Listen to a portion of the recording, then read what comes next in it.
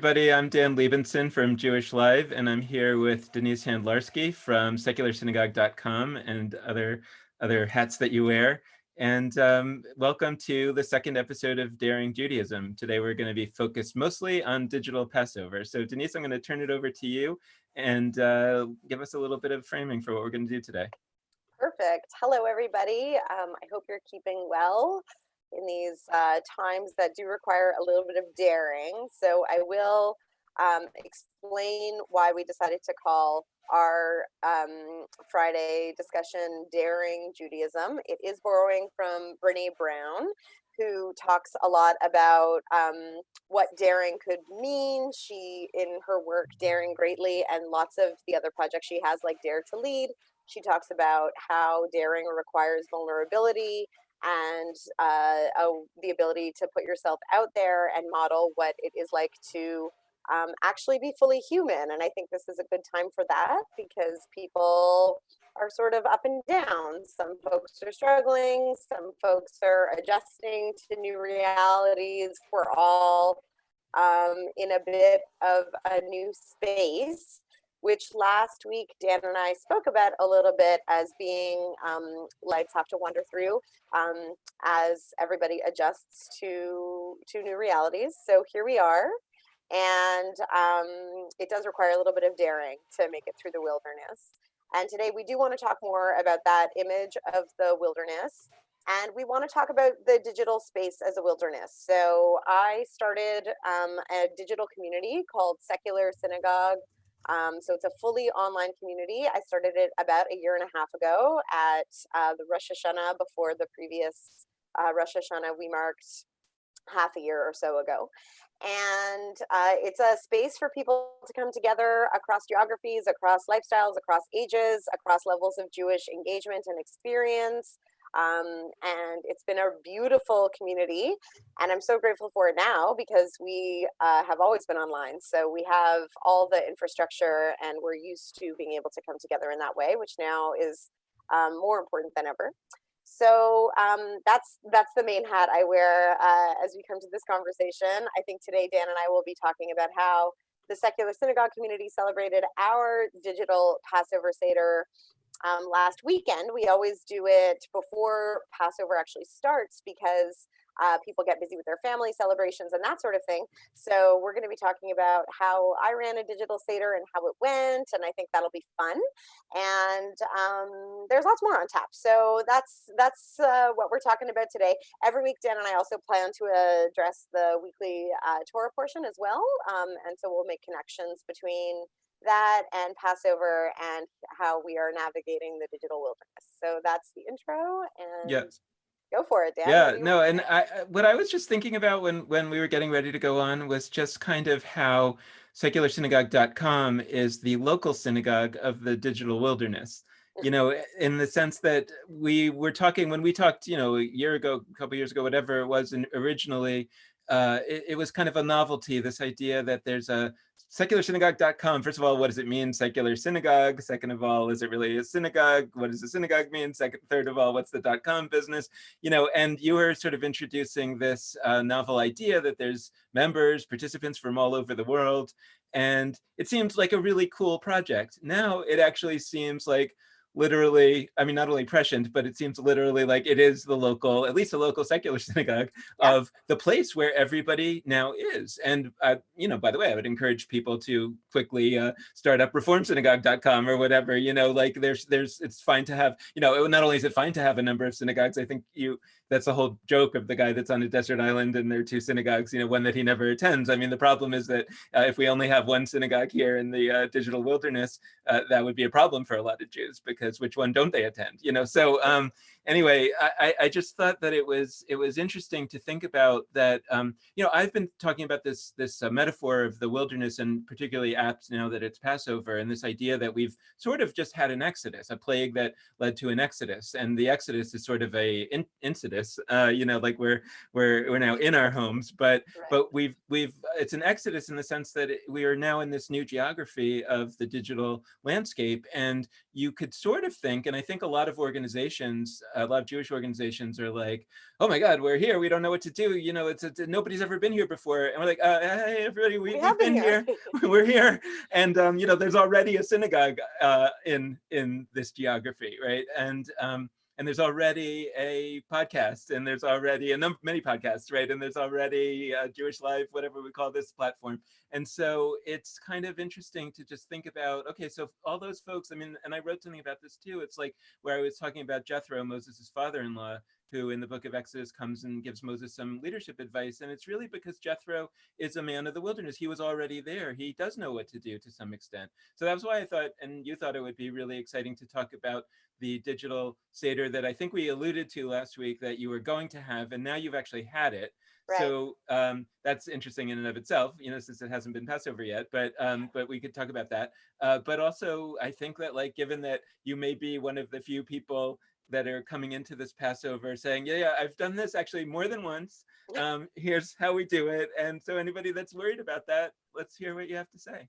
Okay, great. So first of all, I just want to say that you were talking about how this is the local synagogue, and local is wherever you are. So when we had our secular synagogue Seder, there were folks joining live in real time from Eastern Canada and Western Canada, around the whole of the US, like many states represented.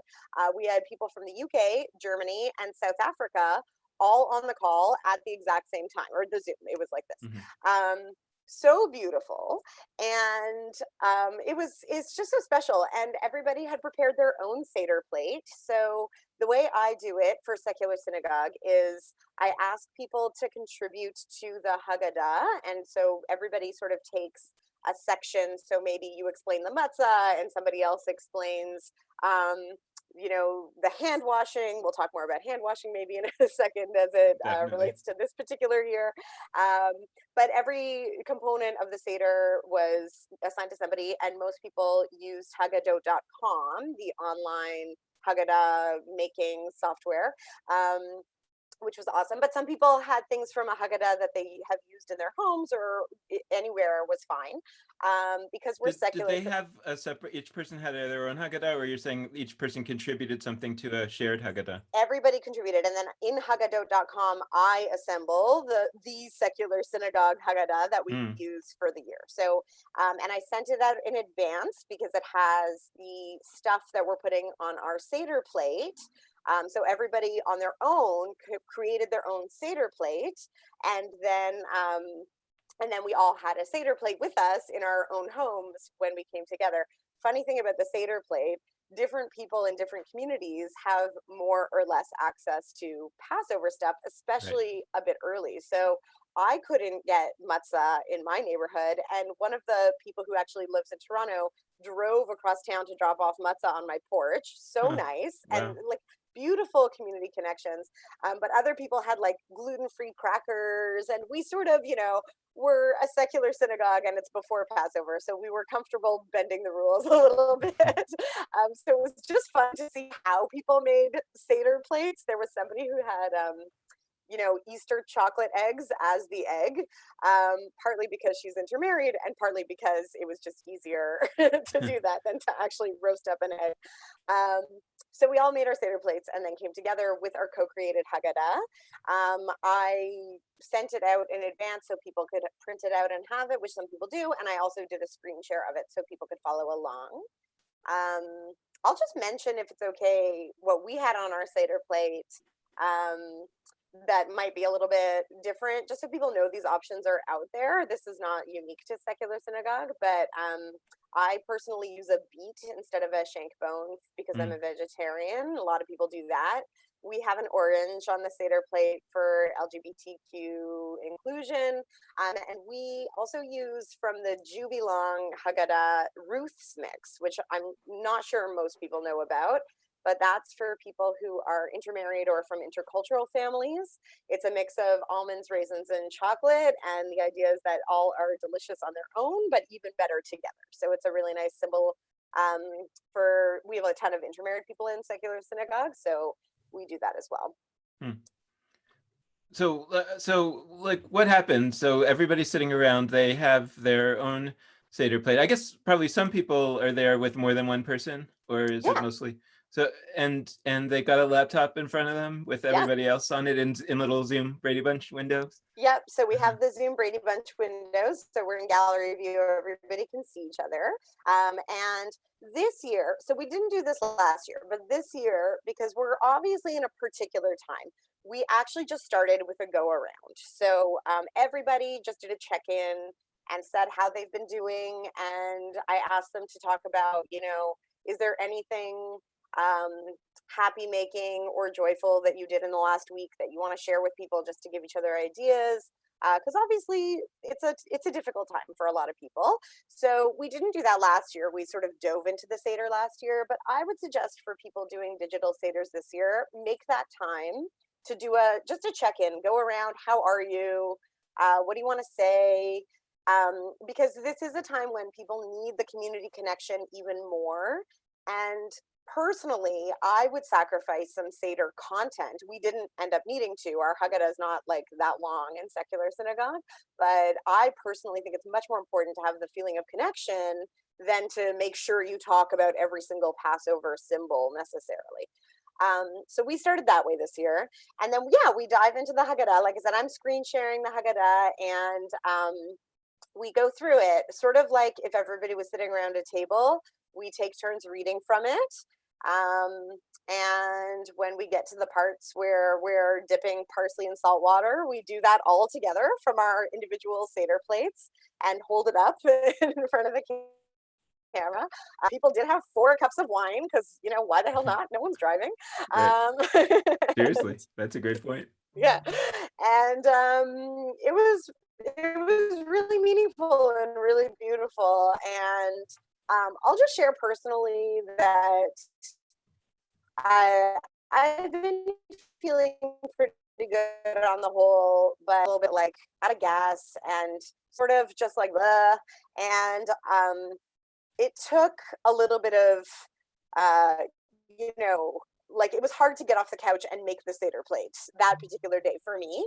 And then as soon as I had like the horseradish and I was, the eggs were on and I started to feel better. And by the time we started, I felt so good.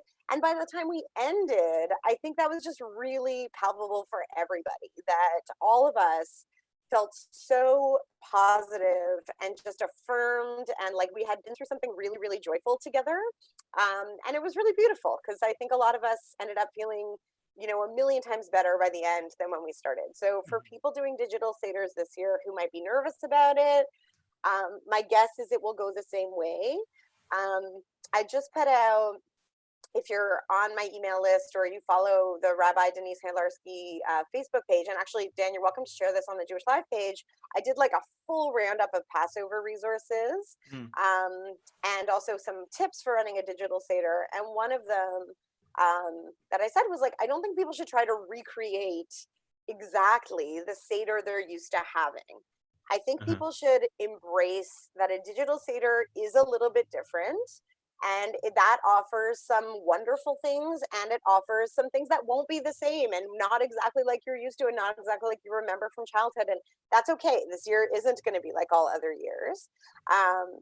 And there will be things about being over Zoom or whatever you're using that are weird. And there will be things that are amazing. I love that I could just do this in my sweatpants, and, there are good things about it.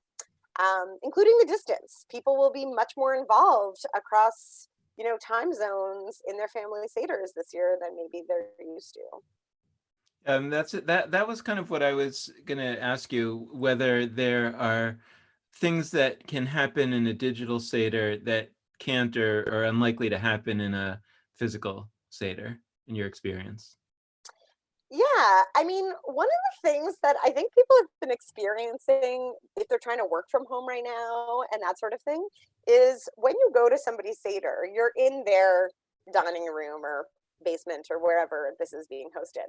One thing that's kind of fun is getting to see people's homes. And I know that sounds like a trite thing, but actually, if you're talking about cross cultures and across the world, that can actually be pretty neat. And so we did a little bit of like, oh, I love that. Like, tell me about that in the background. And people are talking about their family heirlooms or their piece of art and its significance to them. And I don't want to discount that. I think that's real. And in your own family, if you do this on a smaller scale, you might already know what the inside of everybody's home looks like. But I would suggest one fun thing to do would do a little show and share. I have kids, so I talk about things in terms of show and share, where you pick something that's significant to you. Show off your own Seder plate, or show Mhm. off your Kiddush cup, or show your anything that you think might be meaningful in your home and talk about it, because we're not in one person's space today. We're in lots of people's spaces, and there might be an opportunity for meaning making that way.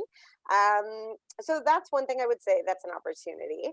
One thing that a lot of people talk about, and I know you and Lex have done a great job of making this point over and over, singing probably isn't going to go the way you're used to across a Passover Seder. Now, I'm always a terrible singer, so I never expect my singing to sound good no matter what the forum is. In the secular synagogue Seder, we actually choose not to do singing because nobody wants to be the singer for everybody. If you've got a good singer in the family, I would suggest just muting everybody else and having a person sing. And you might choose to just sing some of the songs. In my congregational Seder this week, we're doing just Manishtanah and Dayenu sung, and everything else we're going to talk about the song and its significance, and we're going to skip over some songs. So there will be just differences in how you're used to doing it, but I think that's fun.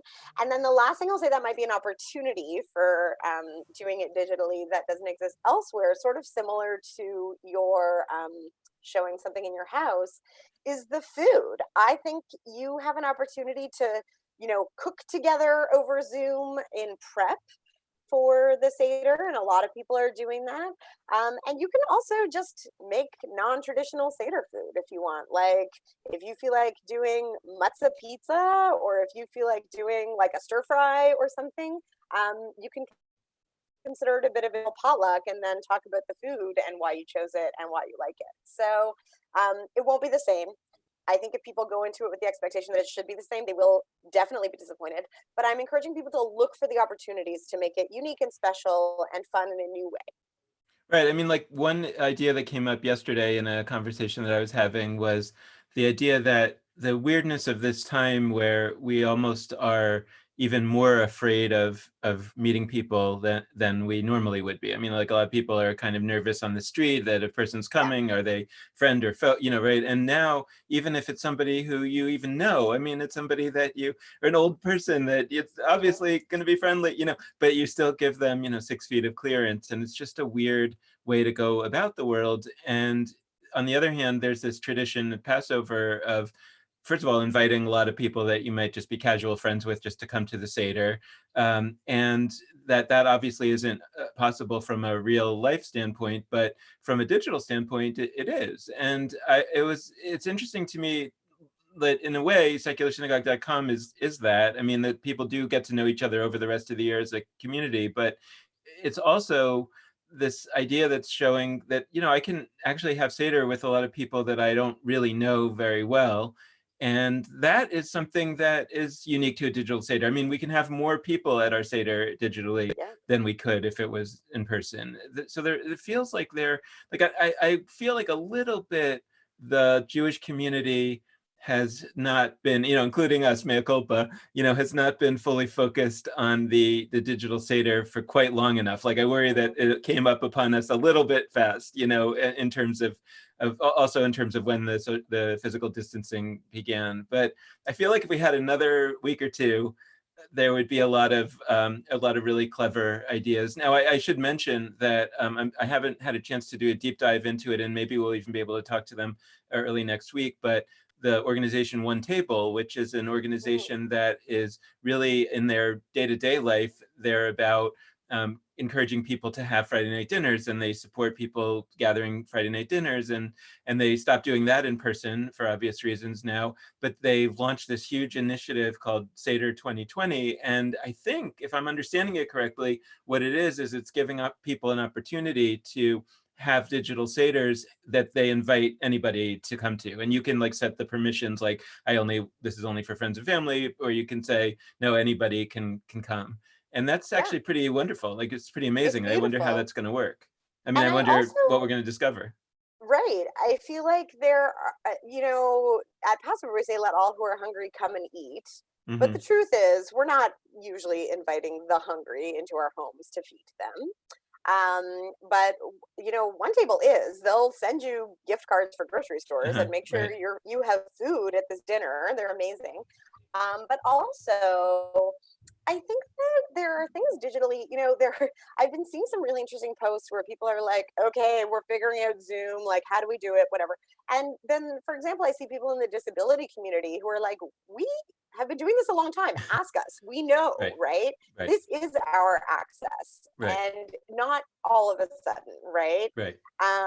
There are Right. people who have not felt welcome at Seders for a whole variety of reasons, and sometimes that relates to somebody's inability to stay quiet during a Seder because of their disability or because of mental illness.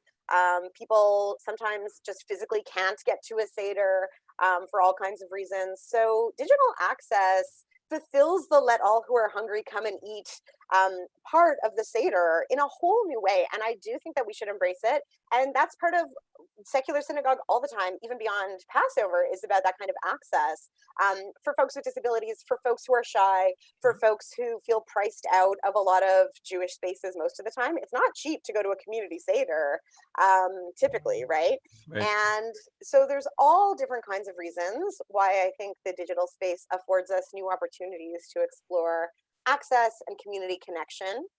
And I keep saying, I and I know this is not possible for all of the organizations out there, but there is a bit of a difference. Both are good in their way, but there is a difference between joining, like, there are some great organizations hosting huge community Seders this year. And that's a beautiful opportunity for somebody to have a Seder that they might not have otherwise.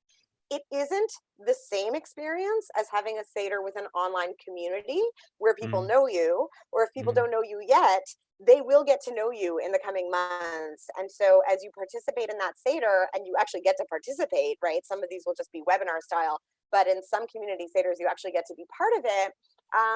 And there are people in secular synagogue who have become very, very close friends. And so, look for those opportunities that are presenting themselves now. It might not be secular synagogue. Not everybody's a secular cultural Jew. I get that, right? But look for the opportunities for meaningful community, because I'm very worried about the loneliness right now, and the way people are fearing each other, as you're describing, as they pass each other on the street. And we talk a lot in the Exodus story about the stranger and what the stranger means. And we don't have to be strangers to each other right now. We can become actually close. And I think that Jewish communities are figuring out how to do that online. And some of us who have been doing it already, like, I'm really happy to chat with rabbis or leaders of other communities who are figuring out how to do that, because I think it is important to have that genuine connection. Just sort of a detail question. When I was talking with Angie Thurston last week, she's the co-founder of an organization called Sacred Design Lab, and they've Mhm. done these 5 principles of online gatherings. And one of the things that we talked about was how you start, that you kind of create almost an entry into what she called, or I think she was quoting somebody, a magic circle. And I'm curious, do you do that with your Seder? Like, how did it start? It was sort of like that this year. We did that kind of go around. I asked everybody to do a share, and also obviously to just introduce themselves and talk about where they are. I think it's particularly important this year to do that, because I think people just need to sometimes tell someone how they are, and maybe nobody's asked them for a while. Yeah, so I think, usually when you sit around a table, everybody can see each other, and as much as possible to create that vibe Mm-hmm. online. Mm-hmm. I did ask everybody to do gallery view as opposed to speaker view in Zoom, so Uh-huh. they could see everybody at the same time. And I wanted that feeling of connection. Mm-hmm. Hmm. Um, you know, the question, the way that you've described the Seder that you did is relatively traditional. Yeah, I mean, for a secular Seder, but I mean, like relatively traditional, sort of in its component parts, but digital, and that makes a lot of sense since what you're creating is this digital community, et cetera, et cetera.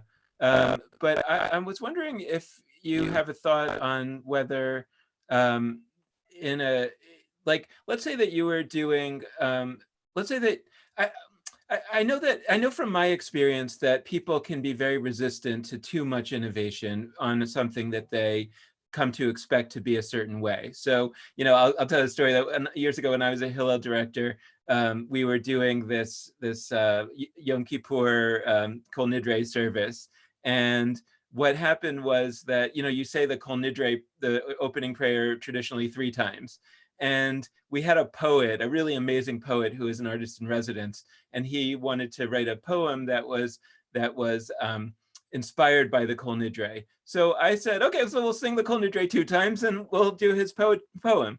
And then one of my other staff members, who was a dancer, said, "Oh, well, I would like to do an interpretive dance based on the Kol Nidre, behind a scrim." And I was like, okay, so we'll sing the Kol Nidre 1 time, and he'll do the poem, and then you'll do the dance. Well, I think that was a bridge too far. Like, I think that if we had done it 2 times with the poem, Okay. there would have been an enthusiastic reception of it.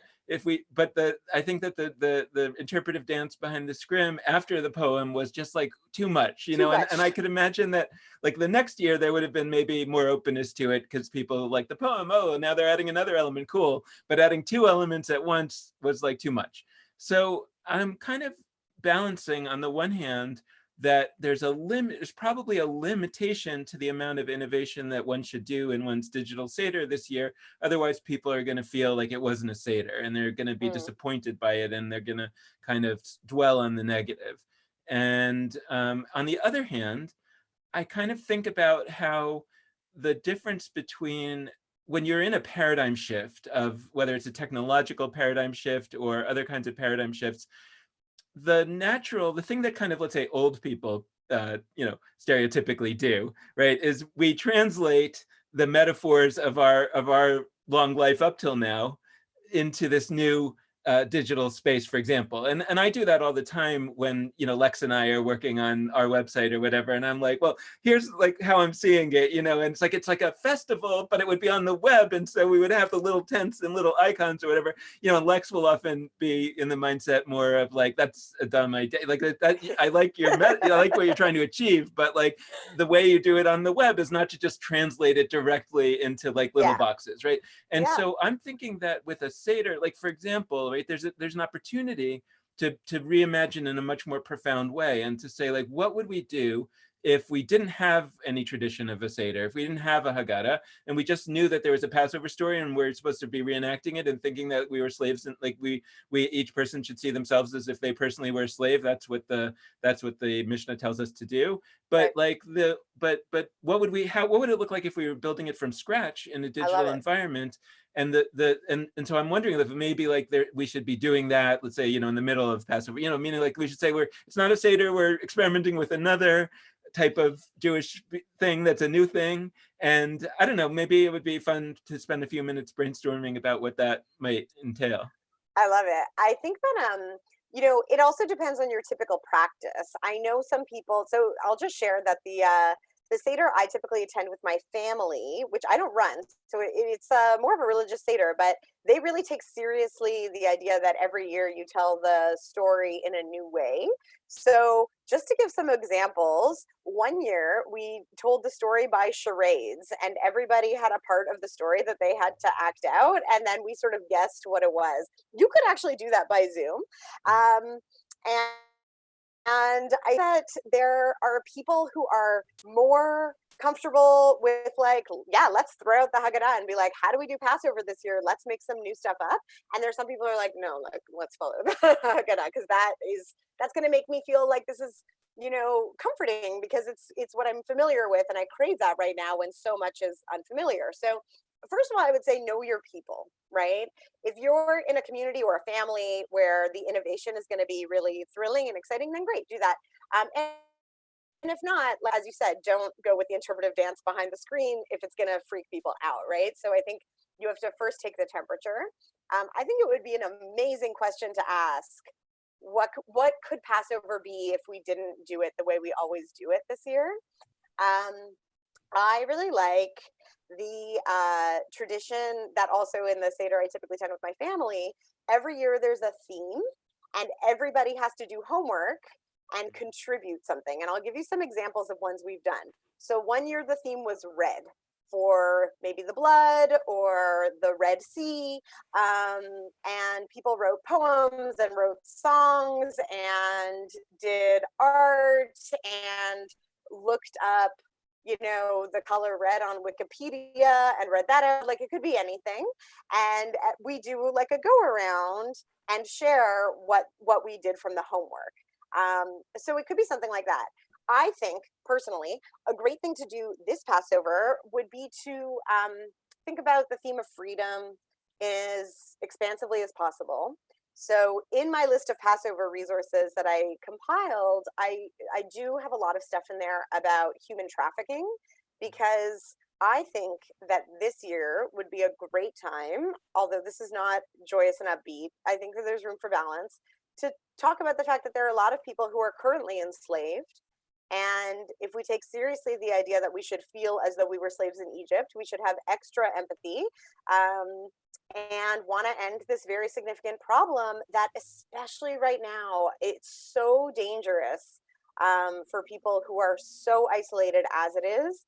And so I have a lot of resources, some of them coming from the Jewish world, on human trafficking. And even if it's as simple as writing letters to politicians right now, or donating to these worthwhile organizations, or even just, talking about that issue for some awareness raising, because it's not often talked about. Some of that work might be a way to make your Seder extra meaningful this year, and also address, a problem that's at the root of the Seder, which is about oppression and freedom.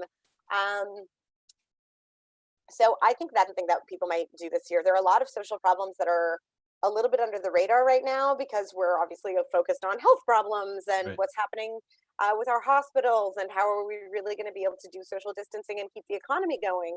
But there Right. were social problems before, and they haven't just disappeared. Right. So for me, I think actually doing some serious work around tzedakah for both charity and justice at our Seder might make it more meaningful. And then, just to not end on like a super sad note, I'll say the way we do the afikomen finding at secular synagogue Hmm. is sort of fun, and so I'll just share it. I could do it where I hide it and people have to guess where it is, like in the room I'm in. But what I do is a kind of where in the world is the afikomen, and I just pick a random place in the world, and then everybody together has 20 questions, That's yes or great. no questions, to be able to find it. So this year I picked the Eiffel Tower. I use that like That's for what I no. was gonna guess. I would have Oh, got it. really? Last year I think I did the British Museum. Huh. I wouldn't have got that one. And so they ask, is it in the continent of Africa? Is it like whatever? And so they got it this year in 7 questions. It was pretty fast. No, But I'm telling you, it's an easy one. well, I'm sorry. Next year I'll do something harder.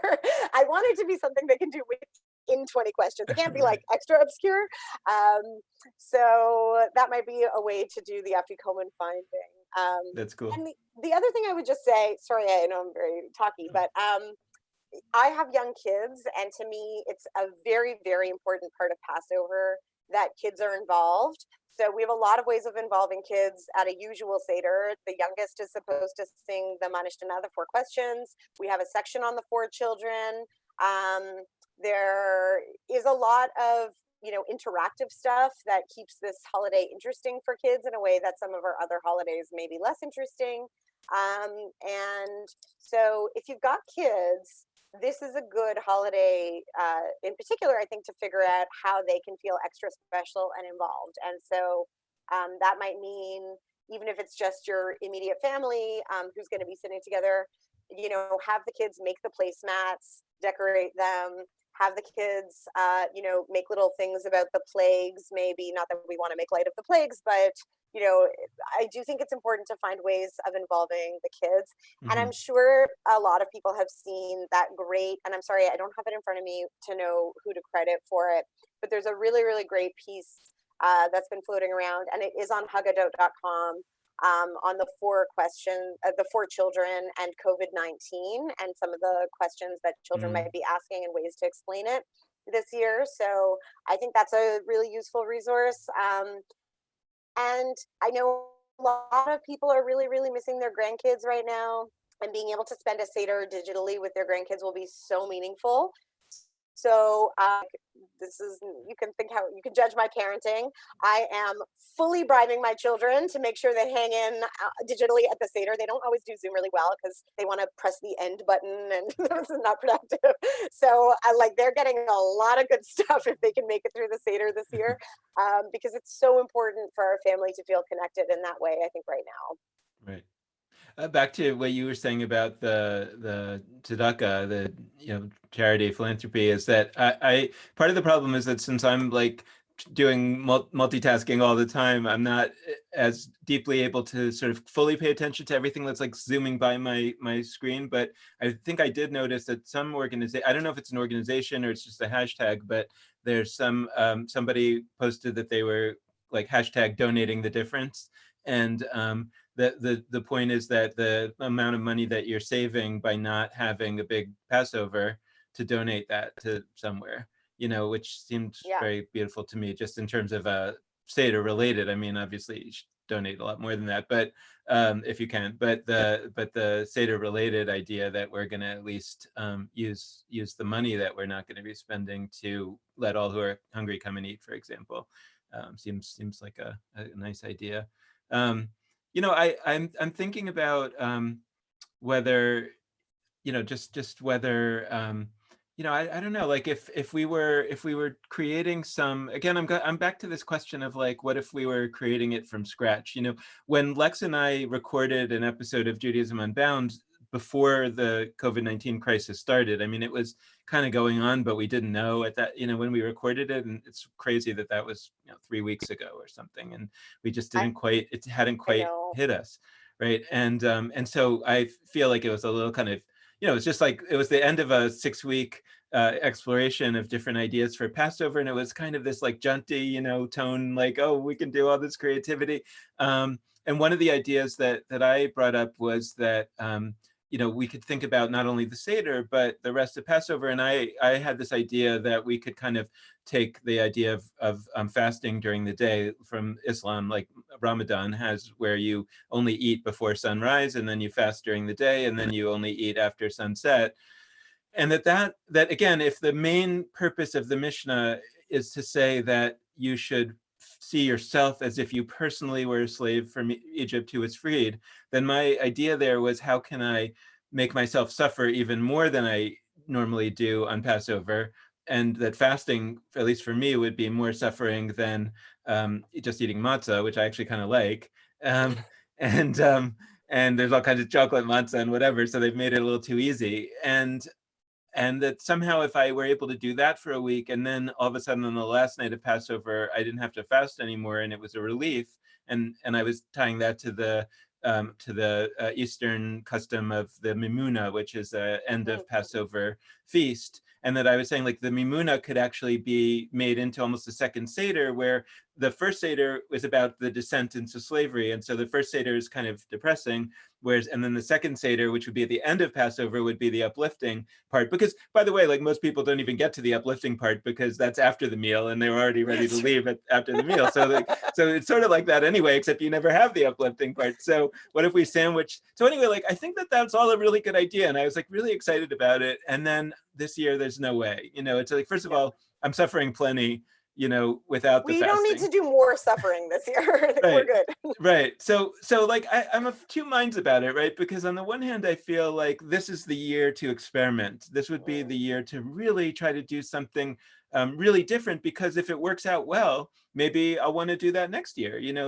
Like next year there hopefully, won't be a COVID virus, but like but maybe we'll have invented something this year that will really carry us through. And on the other hand, it's like, you feel like, the best we can do this year is just good. I mean, if we could just figure out a way to make the regular Seder good, Dayenu as right, that would be enough. Right. And I don't know, like I'm just of two minds about it. I also, by the way, when I've done Seders before, we've contrasted the traditional Jewish readings with readings from the American slavery and civil rights movement. And one of the contrasts that I've sort of found as a discussion point is the song Dayenu, which says like all these sort of half loaves would have been enough, versus Martin Luther King and the I Have a Dream speech, where he says, we'll never be satisfied until justice rolls down like waters and righteousness like a mighty stream, right? So like that's the opposite of Dayenu, and which is the right. So I think maybe I'm in that grappling. Like on the one hand, it's like Dayenu, if I could just kind of get through it, but on the other hand, I'm like, I was so excited about that whole idea of the fasting and everything, and as a new thing to experiment with, and I kind of really want to take this opportunity to experiment more deeply. So Cool. I'm not sure that I have the bandwidth to do it. No, I would say, I mean, first of all, I would never commit to fasting during the days on Passover. That's not going to be my experimentation. Actually, the truth is I'm more or less fasting during the day now because I'm like constantly trying to get various things happening on Jewish lives. So I forget to eat lunch. Well, I'm the kind of person who never forgets to eat, so that's not going to happen. But I like it. I like the idea, and I really like how you're talking about Mimuna as a kind of end of that period. Beautiful. One thing that people might start to experiment with, and this is like, this is something I like to fetch about or complain about anyway with regards to Passover, but this might be a year to think about it in particular. So not full fasting, but I have never understood what you're describing in terms of making matzah extra delicious. Particularly, I don't actually mind chocolate matzah because I'm pro chocolate anything. But the thing that I don't understand or particularly like is things like matzah bagels. The whole point of the matzah is to avoid eating bread-like things. So to me, it really undermines the symbolism to make a bread-like thing out of matzah.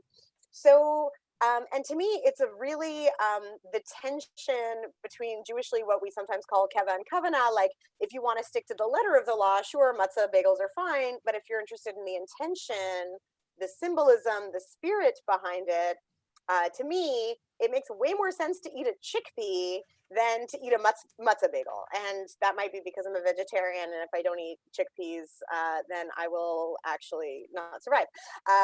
But I think that there is an opportunity for people to look at that question of keva kavanah, that question of like, what is the spirit of this holiday for me this year? And how do I want to meet that spirit? And maybe there will be things that come out of it that are new, like I no longer do matzah bagels, or like something that might be a little bit more meaningful, like I am really engaging seriously with organizations fighting for freedom for others, and I want to take that up every year in a more serious way maybe than I have before. I think this year might be an interesting year to focus a little bit less on ourselves in terms of like, usually Passover, particularly families where they take it really seriously to get rid of all of the chametz, all of the bread stuff, and it's a major deep clean, and then you're cooking for like 40 people, and so there can be some stress associated with the holiday. What I hope happens this year is that we learn to chill with Passover. I'm not saying, if it's important you to make your house kosher, do that, but you probably have more time at home to do it this year than other years. So hopefully it will be less of a rush and less of a stress. Personally, and this is the daring part where people might not always like it, I do hope people start exploring some of their practices in terms of the kavanah. I don't like that people cover their stoves with tinfoil. Like, I think that we create a lot of waste at this holiday that might be unnecessary. And if we start thinking about our, environmental ethics, maybe some of those practices can shift a little bit. And I think that it's an opportunity to, I wrote in my tips, I think people should eat. I think you should make a beautiful meal for Passover, even if you're alone, right? Don't be like, well, now that I'm not cooking for everybody, I'm not going to bother. You deserve to eat a beautiful meal. You deserve to eat the food that will make you feel good, whatever that is. And it might not be the traditional food. Maybe this year you're like, screw it, I'm not making gefilte fish. I'm making, like a beautiful salad that I will love, right? Whatever. But do take the time, or you could be like me and find somebody who's still catering and get it delivered.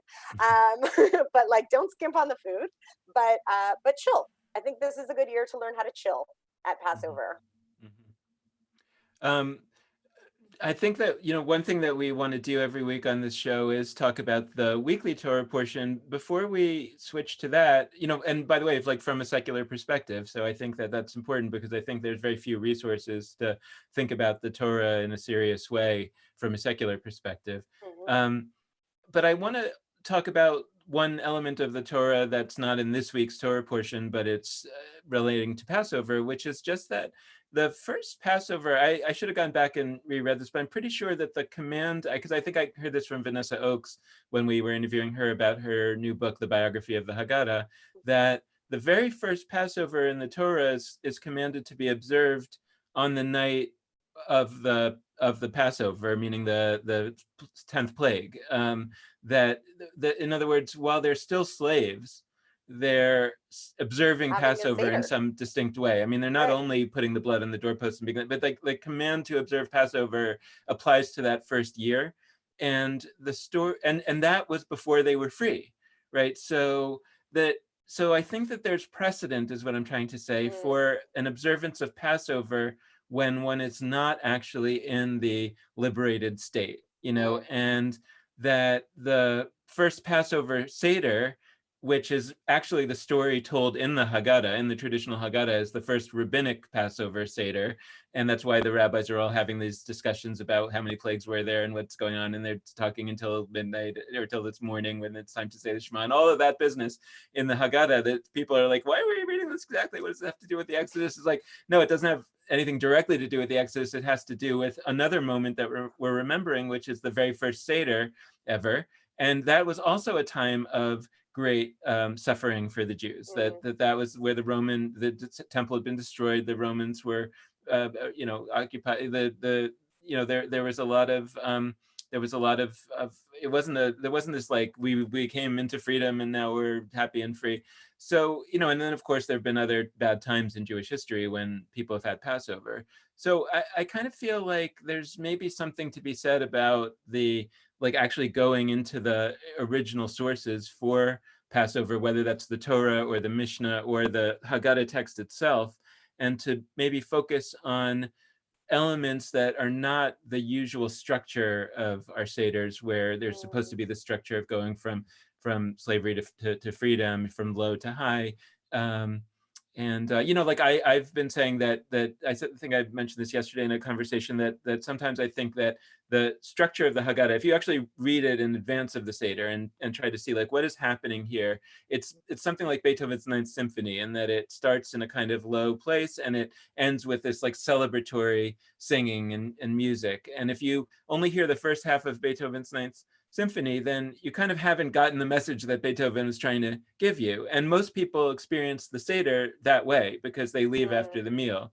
And mm, so this year and other years, I would say like, hey, can we figure out a way to condense the Seder so that we can actually track the whole experience from low to high, maybe before the meal or whatever. Like, and whereas this year I might say, maybe we should focus more on the first part. Maybe that's okay. Like maybe if mm, we don't get to that, maybe let's do the celebratory part either at the end of Passover, or maybe let's almost like, there's another concept in the Torah when Passover is described called Passover, the second Passover, Pesach Sheni.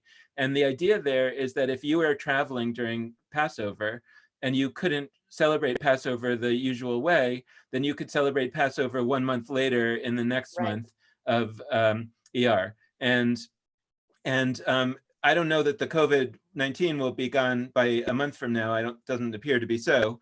But maybe we can celebrate Passover again when it is gone, and maybe that'll be in the fall. And by the way, there's also precedent for that, like Hanukkah.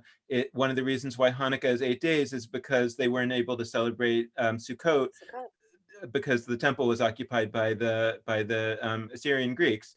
And so so then 2 months later, I guess, right, 2 or 3 months later, when it was liberated, they celebrated Sukkot in the winter, and that became Hanukkah. So there are Those 8 these, days. right, so there are these precedents for celebrating the holiday later if you can't celebrate it the way it is now. So I wonder that if that too gives us a little bit of a something, like maybe we should plan on a Passover in the fall, and that'll be a more celebratory version. And this year's Passover can be maybe one that's more contemplative and talking about how we're suffering right now. I don't know, but like I think that there are tools that we It's have not in the like Jews Jewish have less going on toolbox. in the fall. Well, yeah, but I mean, maybe, maybe we'll skip the high holidays this year because it's more important to have Passover. Like, I don't know, but I mean, I want to put Right. those options out there for people to not only to know that that could be a cool idea, but to know that actually there's Jewish precedent for these things, and that some of the holidays Right. that our favorite holiday, many of us, Hanukkah, is actually the result of exactly that kind of process, that we couldn't celebrate Sukkot in the right way, and so we celebrated it late, and people loved it so much they kept it, and so that's kind of something that I think maybe this year would be worthy of knowing about and exploring. Yeah, I think that's beautiful.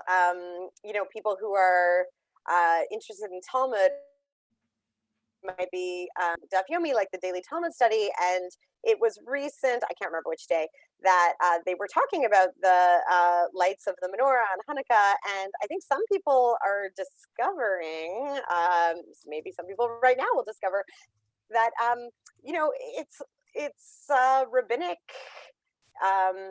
I can't think of the word, like intervention or a layer that rabbis add to talk about that there was this, miracle of lights thing. That before it was just a celebration about this sort of, military victory, or this like the people who did something cool. And I think a lot of people sometimes are surprised to learn that the way they do a holiday isn't the way it was always done. Right.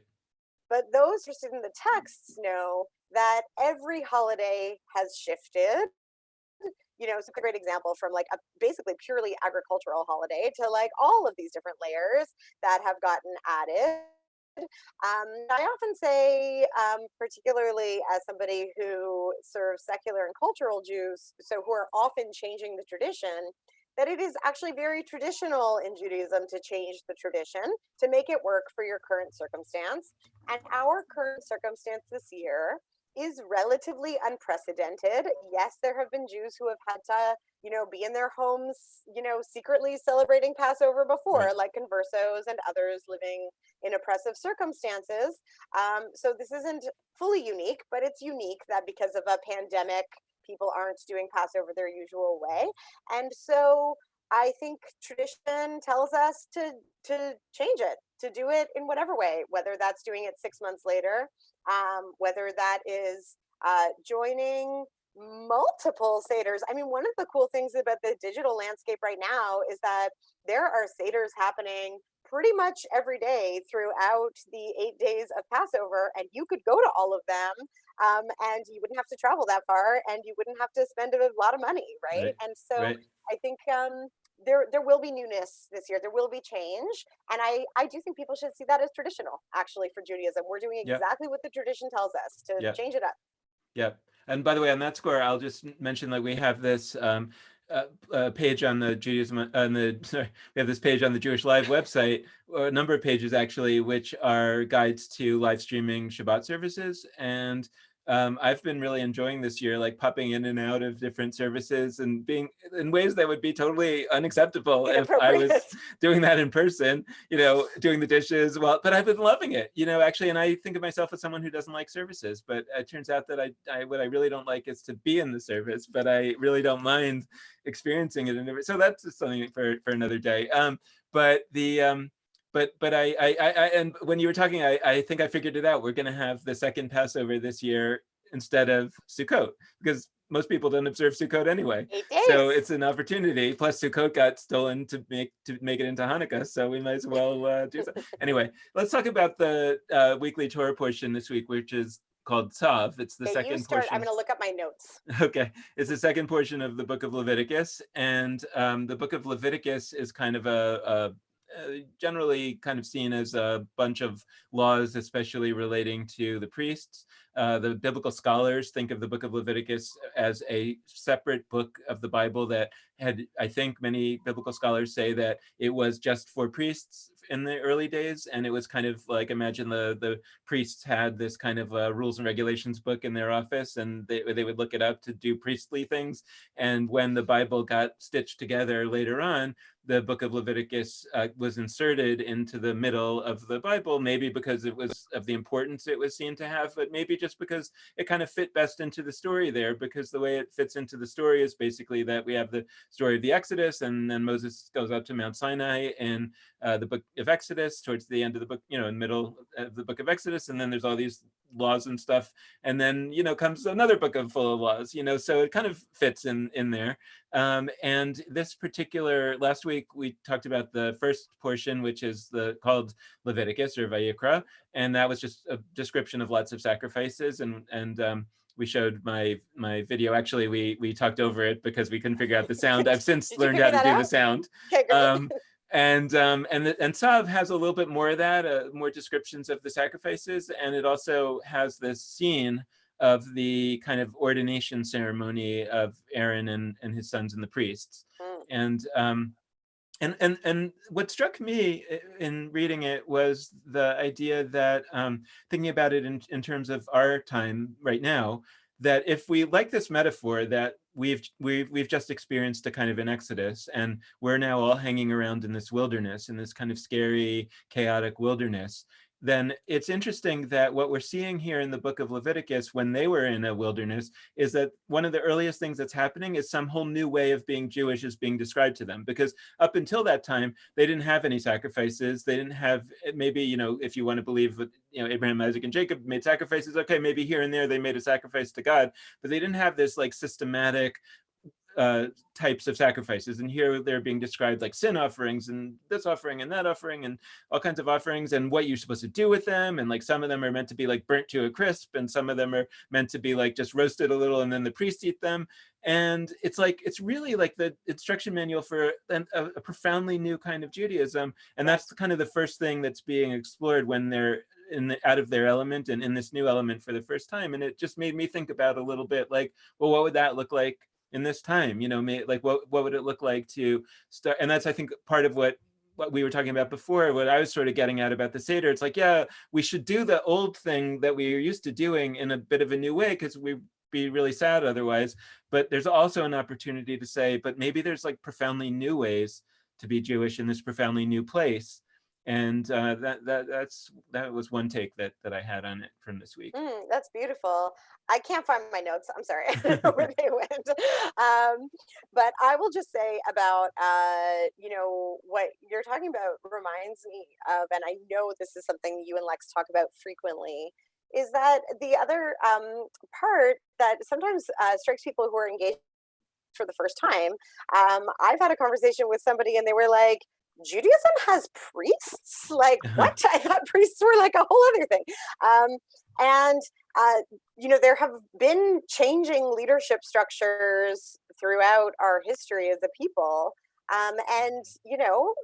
They're changing again, right? I'm a rabbi, so I am pro-rabbi in some ways. I do think that there are things that trained leadership and somebody who, takes it really seriously as a vocation might be able to offer. But I also for sure know that there are amazing leaders who are emerging during this new time who don't call themselves rabbis.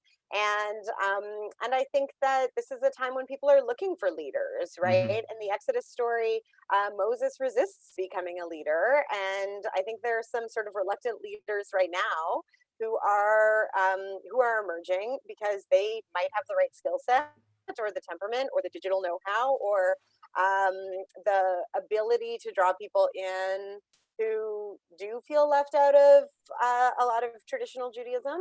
And there's some inspiration there too. Yeah, and I would just sort of on that score, because the other piece is this ordination of the priests, And if you think think about the priests, like, I don't think people necessarily notice this. Like, there were no priests before this. Like, Right. the It's Jews, new. the Israelites, Hebrews, whatever you want to call them, were around for a long time, and there were no priests. This is a brand new category. And one of the things that's really critical to see in the portion is that a lot of these sacrifices, yes, they're sacrifices to God, but they're actually eaten by the priests, meaning what we're seeing here is the economy of leadership of those early days. And I will tell you, for myself, for sure, I can speak, but I also know that we're having a lot of people on Jewish Life who are gig economy type of Jewish workers, right? Musicians, people who have, they don't have a steady salary. In the old world, they didn't have a steady salary, but they had basically steady income of some kind. And now they're stepping up and being these kind of leaders for this new time, but nobody's figured out the paying part of it.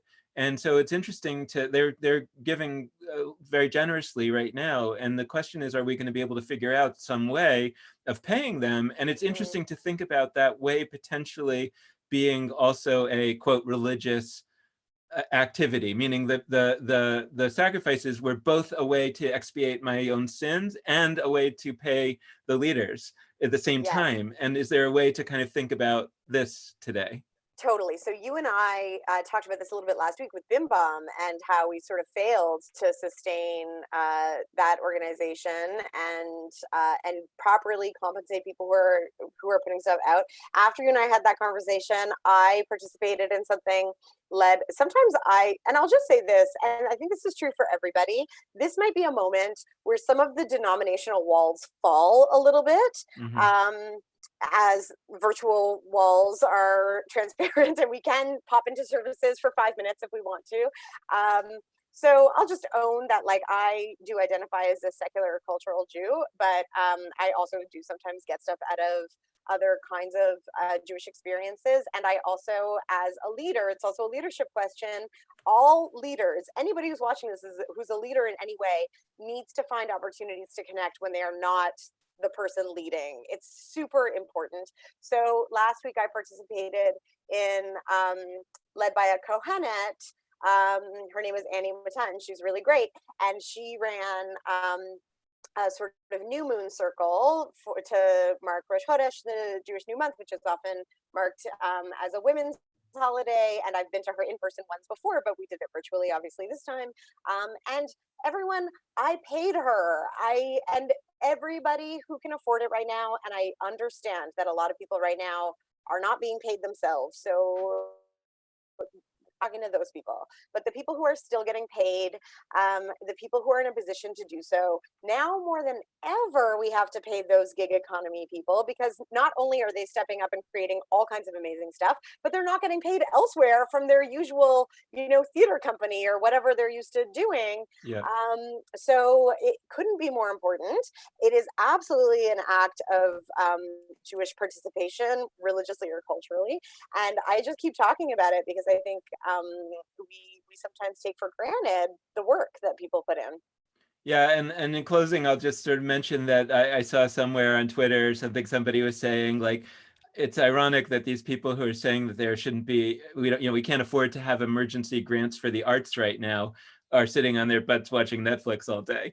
Yeah, It's like, of course, we need the arts more than ever now. So absolutely. we're going to have a lot of opportunities over the next few weeks, because the book of Leviticus is full of sacrifices and priests. So I think we're going to be able to discuss this a lot. And frankly, I'm excited that a book which I have really not connected to before is potentially now available for a metaphorical reading, because I think it really does speak very, very deeply to the times in which we are, particularly this question of a new leadership, not necessarily a substituting for the old, because the elders were still around, the tribal elders were still leaders back then, but still a new layer of leadership that potentially also needs to be paid in new ways and thought about in new ways. So I think it'll be a really fruitful thing for us to talk about. And I do want to tell everybody, and you, Denise, that it is my bar mitzvah portion next week, Shmini. So How exciting! so that I don't want to say how many years ago that was, but many. Now let's see what I remember. I'm excited to hear about it. All right. Well, thank you so much for Thank spending this you. hour with us here on Daring Judaism. Okay, I'll see you next week. See you next week.